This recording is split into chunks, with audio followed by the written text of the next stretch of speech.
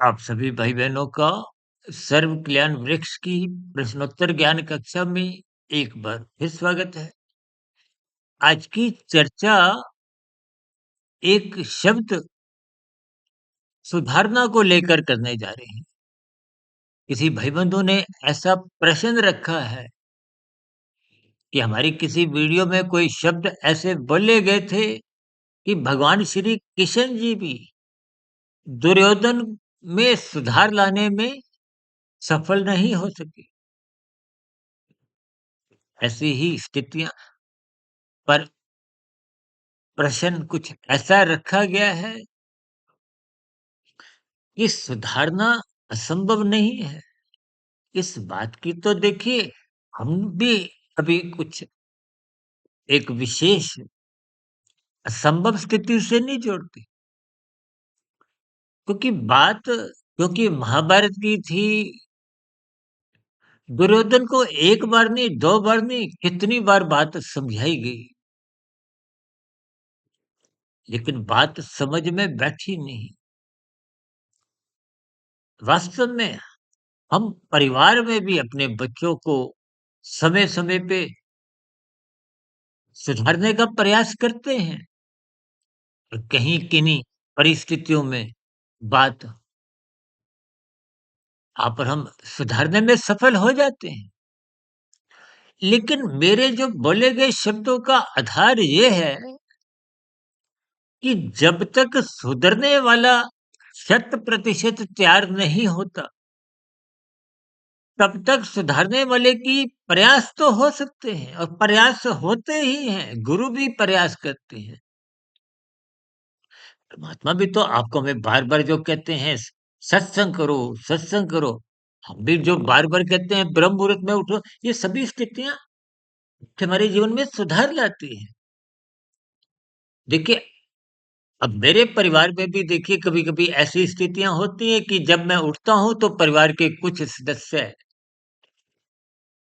कोई सदस्य उस समय विशेष में सोने के लिए जाता है। तो स्थितियाँ अलग-अलग स्तर पर, कहीं-कहीं कुछ मेरे भी व्यक्तिगत जीवन में तकरीबन 35, 37, 40 वर्ष पहले कुछ ऐसे ही स्थितियाँ थी। यानी कि आप और हम देखिए सुधारने के प्रयास करने चाहिए। इस बात के लिए तो शास्त्र भी मना नहीं करते। सरकार भी आपको में विभिन्न प्रकार के जो निर्देश देती है, कानून बनाती है, ताकि समाज में हम सभी भाई-बहनों का जीवन सुख में बीते। हम सब एक सात्विक स्थिति में रहें। देखिए, भौतिक स्तर पर भी आपके हमारे जीवन में जब एक अनुशासन रहता है, हम बार-बार कहते हैं ना, धर्म का पालन करो, लाल बत्ती पे रुको, हरी बत्ती पे ही चलो, एक व्यवस्था के अंतर्गत। एक व्यवस्था के अंतर्गत आपका हमारा जीवन एक सुख में बीतता है। एक व्यवस्था के अंतर्गत किसी प्रकार का कोई अवरोध नहीं होता। कभी-कभी हम कहते हैं ना, लाल बत्ती नहीं चल रही थी, लोगों ने अपने हिसाब से चलना-दौड़ना शुरू किया, तो वहाँ चक्का जाम हो गया। फिर चक्का जाम में देखिए स्थितियाँ आधे घंटे, घंटे, 2-2 घंटे बिगड़ जाती है। इनके संदेश लेने चाहिए। आज भले ही कलयुगी स्थितियाँ हैं, जन्म लेने वाली जो जीवात्माएँ हैं, वो नीचे की जोनियों से विकास करते, करते, करते, करते मनुष्य जीवन की पात्रता बन जाती है, जन्म हो जाता है। देखिए, कुछ स्थितियाँ मैं क्रमबद्ध तर्कपूर्वक इसलिए समझाता हूँ, क्योंकि मेरे अनुभव में जो-जो बातें आई हैं, देखिए शास्त्रों को निरंतर पढ़ते हुए उन पर तर्क संगत एक शोध में स्थितियाँ, क्योंकि लगभग पिछले 32-33 वर्षों से 1 डेढ़ 2 बजे उठते हुए, गुरुओं को सुनते हुए, शास्त्रों का स्वाध्याय करते हुए, जो-जो स्थितियाँ तर्कपूर्वक हमें समझ में आई, उन्हीं को ही हम समझाने का प्रयास करते हैं। लेकिन त्रुटि से तो कभी हमने भी इनकार नहीं किया। त्रुटियाँ हमसे भी होती हैं, लेकिन फिर भी हम बार-बार कहते हैं, आप सभी स्थितियों पर विचार करें, उन पर चिंतन करें, शोध करें। देखिए, शास्त्रों का ज्ञान एक सार्वभौमिक है। हम बार-बार एक साधारण सा उदाहरण कहते हैं ना, 2 जमा 2 4, भारत में ही नहीं होता, पाकिस्तान भी 4 ही रहता है, वहाँ जाके 3 नहीं हो जाता। अमेरिका में जाके 2 जमा 2 4 ही रहता है, 5 नहीं बन जाता। कुछ स्थितियाँ सार्वभौमिक आपको हमें समझनी चाहिए। शास्त्र बार-बार कहते हैं, तमोगुण, रजोगुण, सतोगुण, जिनको स्वयं भगवान श्री कृष्ण जी ने इस ज्ञान को गुणतम शब्द से संबोधित किया। यानी कि जीवन में, मनुष्य जीवन में आपको हमने सुधरना है, और सुधरने की स्वीकृति भीतर से ही बनती है। आप दूसरों को रास्ता तो दिखा सकते हो। एक शब्द आता है ना, मार्गदर्शन। मार्ग का मतलब रास्ता दिखाने से है। दर्शन तो स्वयं को ही करने होते हैं। उस मार्ग पर चलते चलते चलते चलते, इसलिए तो हम बार बार कहते हैं, साधना आरंभ करो, कर्म योग, ज्ञान योग, भक्ति योग की स्थितियों में आगे बढ़ो। क्योंकि चार पुरुषार्थ, धर्म अर्थ काम मोक्ष, धर्म को प्रथम स्थान पे रखो। धर्म एक अनुशासन है, धर्म एक सात्विक वृत्ति है, एक धारण करने की उस वृत्ति के अंतर्गत आपसे हमसे एक सहज ही सात्विक कर्म होते हैं। सात्विक कर्मों में आपका भी हित होता है, कि परिवार का भी, और गली मोहल्ले में रहने वालों का भी, शहर में रहने वालों का भी, देशवासियों का, विदेशों में रहने वालों को भी, प्रकृति के सौंदर्य को भी। वही, वहां पर हम दोष नहीं देते। यानी कि धर्म एक धारण करने की, एक नैतिक गुण जागृत हो, नैतिक मूल्य आपके हमारे जीवन में बने। हम बार बार कहते हैं ना, शुभ संस्कार देखिए शुभ ही होते हैं। जैसे आपके जन्मदिन में दिन शब्द जुड़ता है ना, दिन का मतलब प्रकाश से है, प्रकाश का मतलब ज्ञान से है। प्रकाश में आपके हमारी आंखों को स्थूल रूप से स्थितियां नजर आती हैं, और मन के भीतर ज्ञान होगा, तो इंद्रियों के स्तर पर आप पर हम इंद्रियों को सही दिशा में, कर्मों की दिशा में ले जाते हैं। ये स्थितियां क्रमबद्ध इसलिए समझनी है, ताकि आपका व्यक्तिगत जीवन में सुधार हो। यानी कि सुधरने की स्वीकृति जब तक आपके भीतर से, अब दुर्योधन नहीं सुधरा तो परिणाम और आप इन सभी स्थितियों से अवगत है। इसलिए सुधारने का भी, लेकिन स्वयं में सुधरना एक 100% की स्थिति है। आपको स्वयं को सुधरने का 100% अवसर है।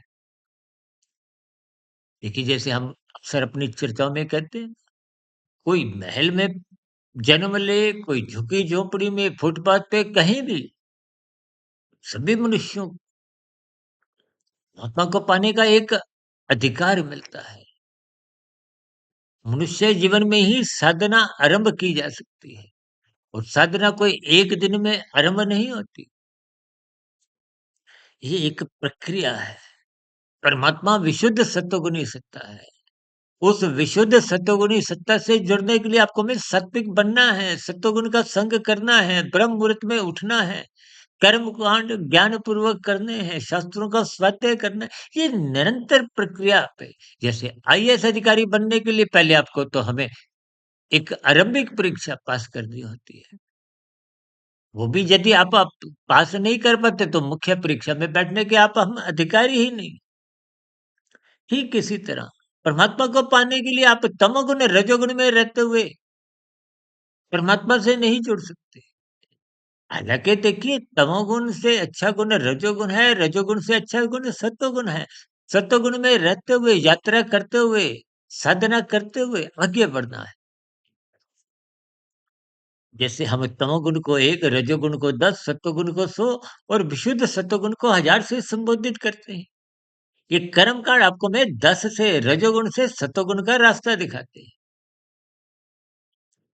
चलना हमें ही है, गुरु रास्ता दिखाता है। कहीं-कहीं कुछ ऐसे शब्द भी आपने सुने होंगे ना, गुरुजी आप अपना आशीर्वाद दे दो। देखिए परमात्मा ने आपको में मनुष्य योनि में भेजकर एक आशीर्वाद तो पहले ही दिया हुआ है। आप परमात्मा को पालें। धर्म, अर्थ, काम, मोक्ष। मोक्ष तुम्हारे जीवन की मंजिल है। इस मंजिल की प्राप्ति मनुष्य जीवन में संभव है। ये कर्म योग, ज्ञान योग, भक्ति योग, ये साधना की अलग-अलग सीढ़ियाँ हैं। जैसे खिलाड़ी खेल में अवसर का लाभ उठाता है तो मैच जीत जाता है। इसको भी मैच अपने जीवन की स्थिति को जीतना है। एक बार हमारी वीडियो बनी थी ना क्वार्टर फाइनल, सेमीफाइनल, फाइनल इंद्रियों के स्तर पर, तो शरीर के स्तर पर निष्काम भाव से कर्म करते हो तो आपका क्वार्टर फाइनल मैच जीतने की स्थिति है। फिर आप चिंतन मनन शोध की स्थितियां निरंतर बनाओ, शास्त्रों को पढ़ो, ब्रह्म मुहूर्त में निरंतर उठने के घंटे बढ़ाओ। वो स्थितियां साधना की हैं, कर्म योग, ज्ञान योग, भक्ति योग की स्थितियां हैं। ये और आपको हमें परमात्मा के मार्ग पे ले जाती है, साधना को एक गति देती है।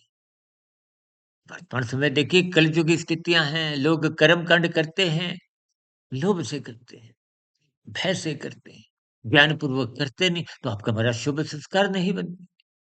लोभ किसका है कि संसार ही संसार, संसार क्या है भोगों की स्थितियां हैं। अभी कुछ रोज पहले हमारी एक वीडियो शॉर्ट्स में आई थी कि रजोगुण या संसार किसी का सगा नहीं, ये कर्मों के अधीन है।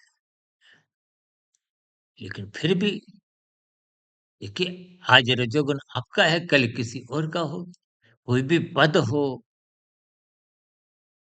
कि मेरी मृत्यु निश्चित है। मृत्यु में भी वृद्धावस्था में आकर हम संसार की स्थितियों को भोग नहीं सकते। भोग आपको में अचेत करते हैं। परमात्मा से जुड़ने के लिए सचेत स्थितियां बन रही हैं। सचेत का मतलब सत्वगुण की एक विशेष स्थिति ब्रह्म मुहूर्त में उठने की बनती है। स्थितियों की पहचान करें, यानी कि कुल मिलाकर आप और हम सुधरने के लिए आए हैं। जितने अंश में हम दूसरों को भी संदेश देते हैं, सुधारने की स्थितियों में जाते हैं, वो एक अतिरिक्त स्थितियाँ हैं। लेकिन सुधरने के लिए हम स्वयं जब तक एक निर्णय नहीं लेते, इसलिए वो वीडियो में हमने दुर्योधन की स्थितियाँ, कृष्ण भगवान जी की स्थितियाँ पर एक टिप्पणी सी की थी। फिर भी मेरी कोई बात आपको अटपटी लगी हो, कुछ कमी लगी हो, तो हम उसके लिए क्षमा चाहते हैं। लेकिन बात की गहराई तर्कपूर्वक समझिए। माता-पिता हो, गुरु हो, शास्त्र हो, महात्मा आपके हमारे जीवन में सुधार लाना चाहते हैं। मनुष्य जीवन सुधरने के लिए मिली। जितने अंश में आप और हम सुधर जाएँगे, वही आपकी हमारी कमाई है। ऐसी कमाई निरंतर की भी हो।